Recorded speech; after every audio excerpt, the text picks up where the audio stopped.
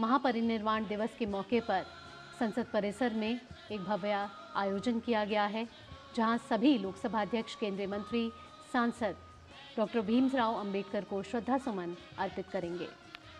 Doctor Bhimrao Ambedkar, जिन्हें हम जनक मानते हैं संविधान का, जिन्हें माना जाता है एक ऐसा दूरदर्शी जिसने एक ऐसे राष्ट्र की कल्पना की जिसमें सभी समानता के साथ आगे बढ़ें। आर्थिक प्रगति बिना समावेशी समाज के बिल्कुल भी मुमकिन नहीं है।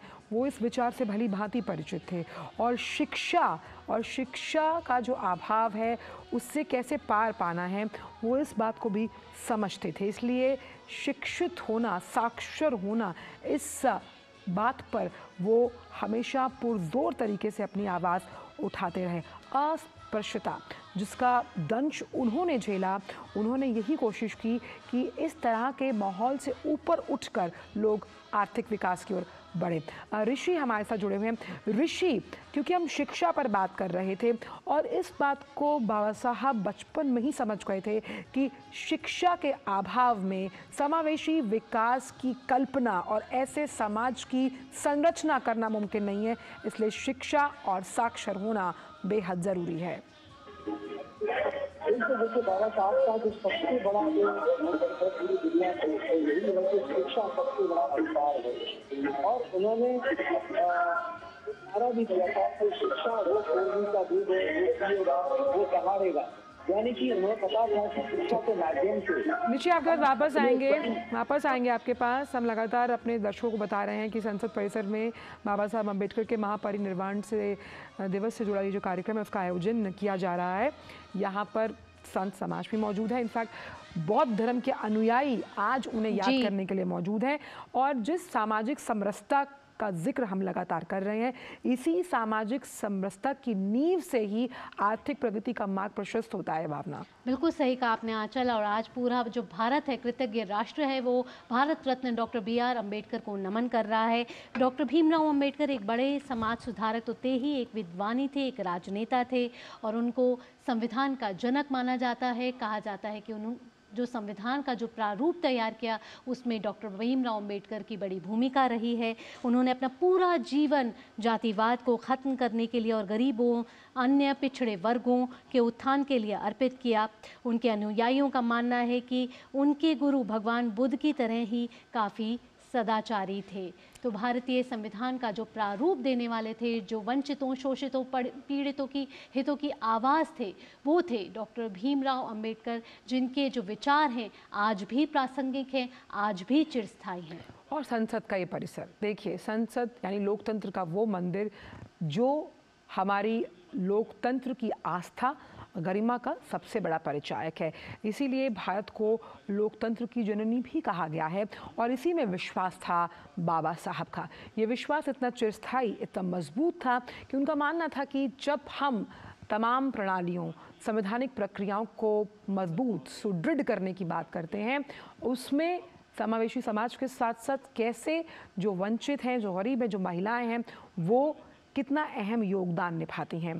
कहते हैं कि एक महिला जब शिक्षित होती है तो पूरा परिवार शिक्षित होता है और इसी विचार को अंगीकार करते हुए बाबा साहब अम्बेडकर और आज भी हम जिस तरह से सरकार प्रतिबद्ध है तमाम उन लोगों के लिए, उन गरीबों के लिए, उन वंचितों के लिए, वो जो दूरदर्शिता थी बाबा साहब अम्बेडकर की, वो यहाँ नज़र आती है।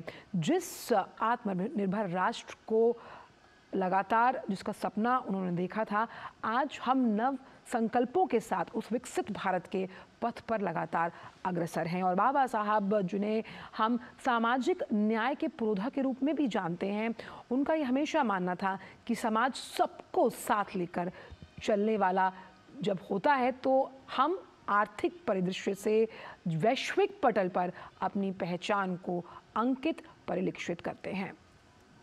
बिल्कुल सही कहा आंचल आपने। और जिस तरीके से हमने देखा कि डॉक्टर भीमराव अंबेडकर को चिरस्थायी करने के लिए प्रधानमंत्री नरेंद्र मोदी की सरकार ने भी कई पहल की हैं। अगर बात की जाए, आज उनका 68वां महापरिनिर्वाण दिवस है उनके पुण्यतिथि पे, तो वहीं उनकी 125वीं जयंती पर प्रधानमंत्री नरेंद्र मोदी की सरकार ने ही 26 नवंबर 2015 को संविधान दिवस के रूप में मनाना शुरू किया और इसी संसद भवन के परिसर में भी संविधान दिवस मनाया जाता है। वहाँ पर भी कई कार्यक्रम उस दिन भी आयोजित किए जाते हैं और आज भी देश भर में कई कार्यक्रम आयोजित किए जा रहे हैं। डॉक्टर भीमराव अम्बेडकर भारत रत्न, भारतीय संविधान के प्रारूप देने वाले रचयिता, भारतीय संविधान के जनक।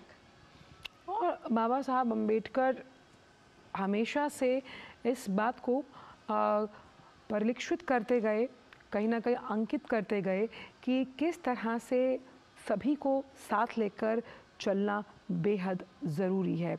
और बाबा साहब अम्बेडकर ने जो अभाव अपने बचपन में देखा, उन अभावों से वो डरे नहीं, उनसे कहीं भी डर कर वो पीछे नहीं हटे, आगे बढ़े, आगे बढ़कर ऊपर उठे, ऊपर उठकर समाज में वो नाम, वो मुकाम हासिल किया जिससे वो दूसरों के लिए मिसाल बने। और मिसाल बनकर उन्होंने यही उदाहरण दिया, यही कहा कि कैसे परिस्थितियों से कभी भी आप उसके सामने घुटने मत टेकिए, बल्कि उन्हें उनसे अंगीकार कर आगे बढ़िए। हम देख सकते हैं राष्ट्रपति महामहिम द्रौपदी मुर्मू इस वक्त संसद परिसर में आज के इस कार्यक्रम में शिरकत करने के लिए पहुंच चुकी हैं।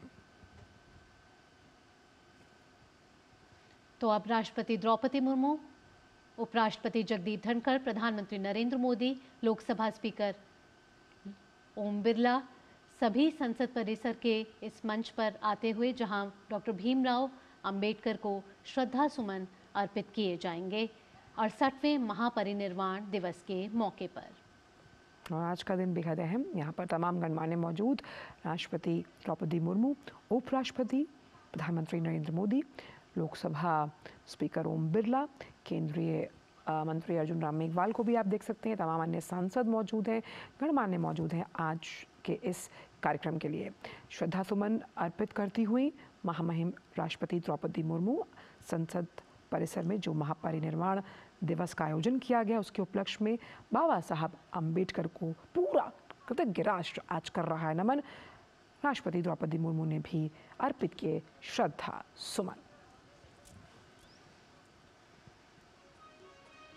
और यहीं आप देख सकते हैं उपराष्ट्रपति जगदीप धनखड़ भी पुष्प अर्पित करते हुए भारत रत्न डॉक्टर भीमराव अंबेडकर को सभी अपनी तरफ से श्रद्धा सुमन अर्पित करते हुए, सभी अपनी तरफ से श्रद्धांजलि अर्पित करते हुए। और यहाँ बौद्ध धर्म के अनुयायियों से भी मिलते हुए साथ ही साथ प्रधानमंत्री नरेंद्र मोदी ने भी श्रद्धा सुमन अर्पित किए।